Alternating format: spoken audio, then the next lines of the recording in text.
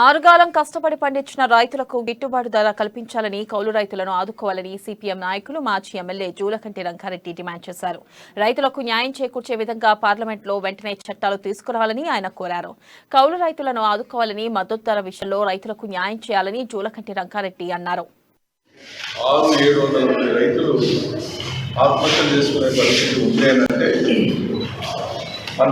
పండించిన పంటలకు గిట్టుబాటు ధర రాక ఏ కారణం చేత పంట నష్టపోయినా కూడా పంటల బీమా పథకం అమలు కాకపోవడం వల్ల, బ్యాంకు రుణాలు సకాలం ఇవ్వకపోవడం వల్ల, ప్రభుత్వం మాఫీ చేస్తున్నటువంటి ఆ రుణాలు ఏకకాలంలో చేయకపోవడం వల్ల, అదేవిధంగా కల్తీ విత్తనాలు ఈ సంవత్సరం చూస్తే పత్తి కల్తీ విత్తనాలు చాలా పెద్ద 180% పత్తి చేసేసి బాగా ఉన్నాయి. కానీ దిగుబడి మాత్రం వచ్చినటువంటి పరిస్థితులు లేదు.